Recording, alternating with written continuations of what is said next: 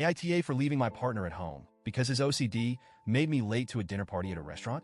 I, 29F, have been with my partner, 33M, for 4 years. We've had a good relationship overall. He's kind, caring, and honestly one of the most thoughtful people I know. But over the past year, his OCD has gotten significantly worse, and it's starting to dominate our lives in ways I don't think he fully realizes. I want to start by saying, I know OCD is a serious mental health condition. I know it's not something he can just snap out of or fix overnight. I've tried to educate myself about it, and I've done my best to be supportive, patient, and understanding. But there comes a point where the impact on our day-to-day lives becomes unbearable, and I'm honestly at my breaking point. When we first started dating, my partner had a few habits that I now realize were part of his OCD. He'd double-check the locks on the doors before we left the house, make sure the stove was off, that kind of thing. It wasn't extreme, and honestly, I just thought he was being cautious. I didn't mind waiting an extra minute or two while he made sure everything was okay. But over the past year, his routines have become so much more intense. It's not just checking the doors and stove anymore.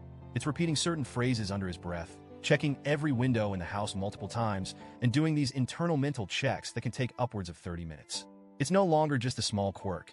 It's something that has started to consume large chunks of our time together. The worst part is that he refuses to get professional help. I've brought it up gently so many times. I've suggested therapy, even offered to help him find a therapist who specializes in OCD. But he always shuts it down. He insists he can handle it on his own and that it's not that bad. But it is that bad. It's affecting both of our lives, and I feel like I'm constantly walking on eggshells, afraid of triggering a routine or making him feel like I'm dismissing his struggles. We're late to almost everything these days. Family gatherings, appointments, movies, it doesn't matter. If we have somewhere to be, I've learned to add at least 30 extra minutes to our prep time, sometimes more. But even with that buffer, we still end up running late. And it's exhausting. 2 weeks ago, my boss invited us to a dinner party at a really nice restaurant to celebrate a recent promotion I'd gotten. This promotion was a big deal to me. I've been working so hard for this, and this dinner felt like a recognition of all the effort I've put in. Plus, it was a chance to connect with my boss and coworkers outside of the usual work setting. In short, this night mattered to me a lot.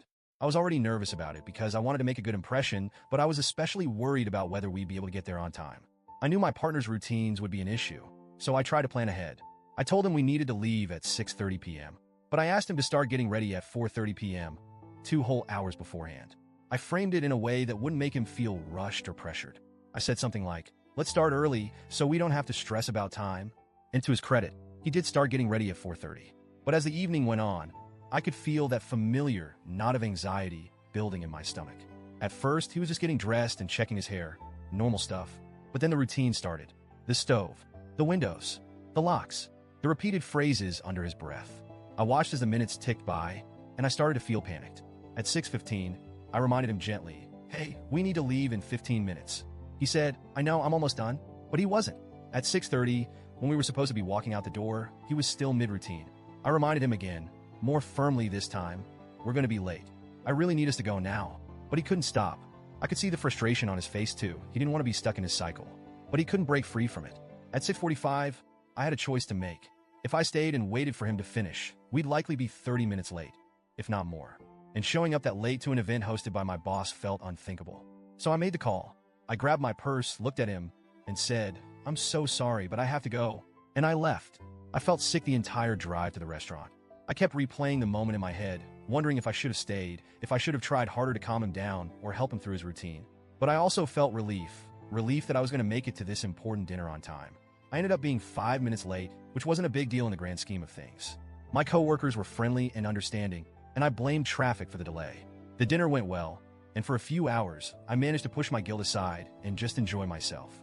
But when I got home later that night, the tension was palpable. My partner was furious. He said I'd abandoned him, that I wasn't being supportive, that I should have waited for him no matter what.